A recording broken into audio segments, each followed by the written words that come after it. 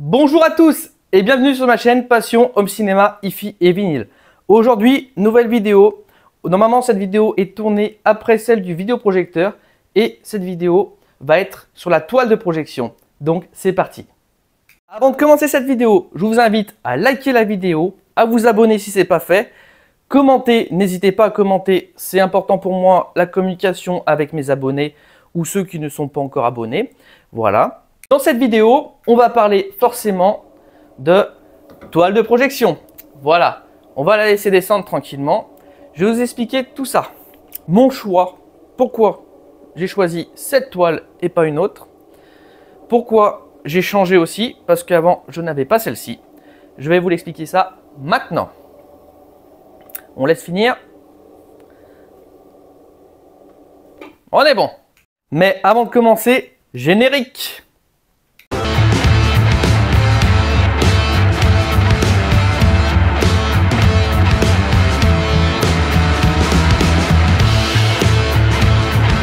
Donc, j'ai choisi une toile de la marque Screenline, donc qui est une marque italienne fabriquée sur mesure et sur demande. Voilà.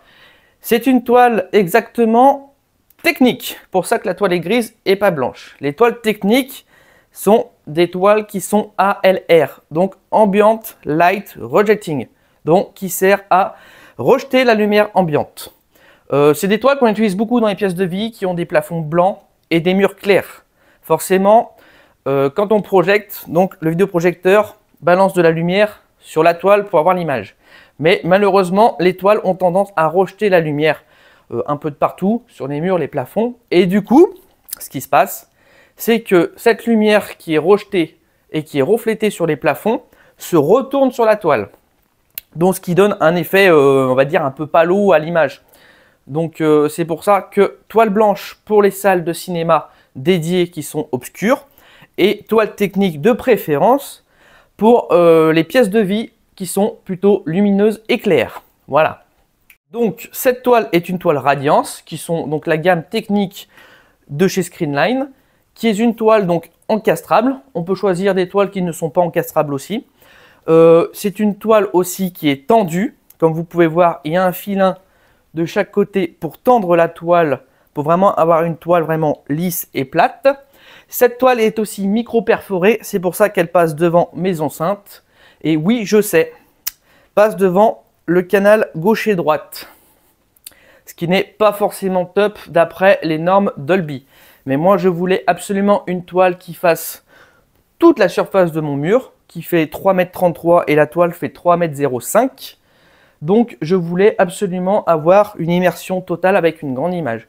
Autant vous dire que perso, moi, ça ne me dérange pas du tout que la toile passe devant les enceintes. Il faut juste bien faire la calibration avec la toile descendue pour que la calibration compense le manque de dB, de 1 dB, le fait qu'il y ait la toile qui passe devant. Voilà, donc la toile normalement enlève 1 décibel aux enceintes quand elle est descendue. Donc c'est pas énorme et la calibration est là pour compenser ça. Autant vous dire que je suis extrêmement content de cette toile. Avant, j'avais une toile donc plus petite qui faisait 2,75 m, je crois. C'était une sélection ALR Dynamic Slate. Voilà. Donc cette toile, je l'ai eue pendant à peu près 8 mois exactement, où j'étais extrêmement déçu. C'était ma première toile, j'avais payé moins de 1000 euros. Non, j'avais payé 1000 euros, je crois. Enfin, 999 euros. Voilà. Oui, vraiment déçu. Personnellement, il y avait. Donc, c'était une toile aussi tendue. Hein, mais la tension servait à rien du tout. J'avais beau tendre les filins, quoi que ce soit. C'était tellement mal fait que du coup, il y avait quand même des plis sur les côtés. Et ça se voyait quand on projetait. Seconde chose, la toile, beaucoup d'effets paillettes aussi. Alors, c'était un peu limité, mais franchement, par rapport à la Screenline, il n'y a pas photo. J'avais un effet paillettes sur toutes les zones claires, donc les nuages, le ciel, la mer, tout ça. Hot point aussi, donc un point chaud, vraiment un point concentration de lumière au centre. Voilà. Donc, j'étais très déçu de cette toile. Même si, bon, j'avoue que l'effet contraste de la toile technique était bien. Je crois que c'est la seule chose qui était bien. Puis c'était une toile motorisée, c'était assez simple à installer aussi. Voilà. Mais bon, pour quelqu'un de pas très exigeant, je pense que c'est une toile qui pourrait convenir. Moi qui suis exigeant en termes d'audio et d'image, il me fallait quelque chose de qualité. C'est pour ça que j'ai pris une toile Screenline que j'ai acheté du coup chez un intégrateur et fabricant d'enceintes. Je ne vais pas le dire le nom de sa société car je ne lui ai pas demandé la permission d'en parler. Donc voilà, tout ce que j'ai à vous dire, c'est que c'est un intégrateur qui fabrique des enceintes super, mais c'est pas le sujet de la vidéo. Voilà, et je compte aussi lui acheter le vidéoprojecteur JVC dans l'avenir. Quand je parle de vidéoprojection à des amis ou des collègues, ils me disent souvent qu'ils aimeraient acheter un vidéoprojecteur pour projeter sur un mur blanc parce qu'ils ont une belle surface. C'est à la fois une bonne et une très mauvaise idée. Je vais vous expliquer ça pourquoi. En fait, comment dire, un mur n'est pas forcément extrêmement lisse et du coup, quand vous allez projeter dessus, ça va se voir à l'image. Seconde chose, souvent sur les murs, on met du satiné, donc une sorte de peinture qui est un peu plus brillante. Au plafond, on met du blanc mat, ce qui pourrait déjà être un peu mieux pour projeter, mais ce n'est pas le top. Il existe des peintures spéciales pour la projection qu'on peut trouver sur des sites, je ne sais pas lesquels, je vous laisserai chercher si vous voulez regarder. Mais donc, il existe des peintures spéciales pour la projection, grise ou blanc, au choix, voilà. Donc, si vous voulez projeter sur un mur, je vous conseille de faire des travaux. Il faudra absolument poncer tout le mur, donc il faudra le préparer forcément. Il faut qu'il n'y ait aucune aspérité sur le mur, il faut qu'il soit lisse de chez lisse. Ensuite, il faut trouver la bonne peinture. N'hésitez pas à mettre de la couche parce qu'il faut vraiment que ce soit nickel. Et je pense qu'il faut des rouleaux spéciaux pour éviter des petits grains au niveau du mur. Ou sinon, au pistolet à peinture, ça devrait peut-être un peu mieux. Voilà. C'est pour ça que moi, j'utilise une toile. Bon, déjà, j'ai la télé, j'ai les enceintes. Mais la toile est vraiment faite pour retranscrire fidèlement, en condition d'avoir une toile de qualité, de retranscrire fidèlement ce que le projecteur diffuse. Voilà. Donc vous avez le diffuseur et vous avez l'écran qui sert à renvoyer l'image vers vous. Donc il faut absolument que ce soit de qualité, parfaitement lisse.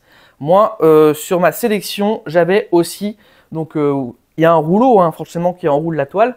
Et dans le rouleau, donc, il est pincé à un endroit pour pouvoir s'enrouler. Et à chaque fois, j'avais des traits au centre. Un trait là, un trait là, un trait là, dû au rouleau. Voilà, ça c'était un autre défaut que j'avais. J'avais des traits, c'était pas top. Sur cette toile, je ne l'ai pas du tout. Pourtant, il y a le rouleau aussi. Autant vous dire que c'est vachement bien conçu. Voilà. Donc pour finir, si vous voulez projeter, choisissez bien votre toile. Hyper important. Ou choisissez bien, ou travaillez bien plutôt votre mur si vous voulez projeter sur un mur avec des peintures adéquates, surtout. Et réfléchissez bien à ce que vous voulez faire, forcément. En termes de vidéoprojecteur, il existe un nombre de choix de fou. Après, je vous laisserai regarder par vous-même. Et en toile, choisissez bien une toile de qualité, ça vous évitera de le regretter. Screenline, de ce que j'ai lu et entendu et qu'on m'a conseillé, est le meilleur rapport qualité-prix qu'on peut avoir.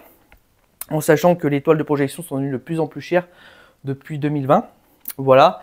Il y en a d'autres marques, hein. Il y a Extreme Screen qui est français aussi, que font des bonnes toiles. Je ne dirais pas le contraire, mais on ne me les a pas conseillées. Pourquoi? Parce que c'est beaucoup trop cher pour ce que c'est, d'après ce qu'on m'a dit. Après, je suis allé voir, j'ai demandé des devis, et en effet, c'est extrêmement cher. Déjà, cette toile m'a coûté un bras. Extreme Screen est beaucoup plus cher. Et il y en a d'autres hein, que je ne dirai pas. Allez, sur ce, je vais vous laisser. Les amis, visionnez, écoutez, mais surtout, n'oubliez pas de kiffer, c'est hyper important. Allez, salut. Alors, je vais vous montrer un peu les micro-perforations quand même. Je sais pas si on va bien les voir à la vidéo, mais bon, je suis pas sûr qu'on les voie en fait. C'est dommage. Bon, un petit peu, ouais, c'est léger. Bon, du coup, je voulais vous dire, il existe plusieurs types de personnes quand ils voient une toile de projection. Il y a plusieurs types de personnes qui pensent à des choses. Il y a des cinéphiles, comme moi, qui qui sont émerveillés d'avoir une grande image cinéma. Il y a ceux qui adorent le foot aussi. Voir un match de foot sur grand écran, ça les fait rêver.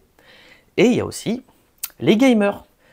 Mais les gamers, attention, parce qu'il faut trouver un vidéoprojecteur avec un taux de latence extrêmement faible, ce qui est pas facile. Voilà, allez, salut les amis.